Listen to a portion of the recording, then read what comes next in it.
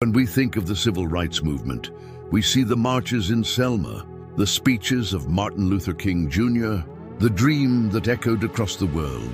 But beyond the camera flashes and the headlines, another story unfolded, quieter, harder, and just as heroic. It wasn't confined to one city or one man. It was a movement made of thousands of voices, rising from every corner of America. Long before the world heard, "I have a dream," there were sharecroppers in Mississippi risking their lives to register to vote. There were domestic workers in Georgia boycotting buses they could barely afford to ride. There were students in Greensboro sitting at lunch counters, demanding to be treated as human beings. They were beaten, jailed, silenced. Yet they kept showing up because dignity was worth the cost. The movement wasn't born in Washington. It was born in kitchens, churches, barbershops, and dusty backroads. Ordinary people doing extraordinary things. Women like Ella Baker, who believed that strong people don't need strong leaders. They need a movement that belongs to everyone. Fannie Lou Hamer, who faced police brutality and still stood before the nation to say, "I'm sick and tired of being sick and tired." Bayard Rustin, the strategist behind the March on Washington, a man whose brilliance was nearly erased because of who he loved.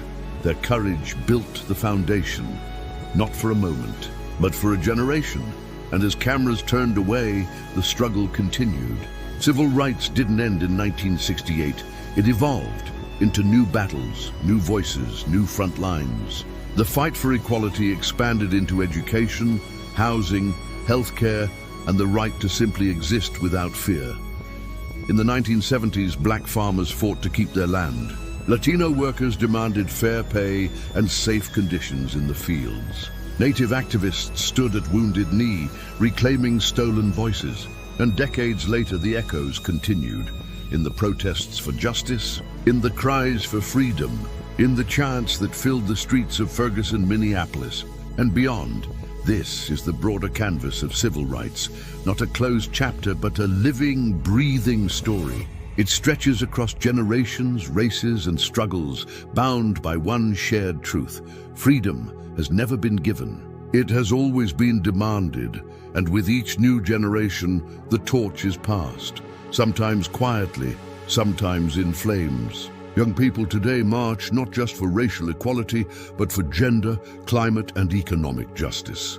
They stand where others once stood, facing new versions of old injustices. History may change its setting, but not its rhythm.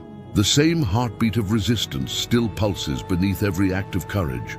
And every time someone stands up, every time someone refuses to be silent, they become part of that same unbroken line. A line that stretches from the cotton fields to the city streets, from the pulpits to the protests, from past to present. Civil rights is not history. It's humanity in motion. And it reminds us of something timeless, that justice is not inevitable. It is built, it is fought for, it is protected over and over again, because equality is not a gift, it's a promise. And the power to keep that promise has always rested, not in the hands of the few, but in the voices of the many.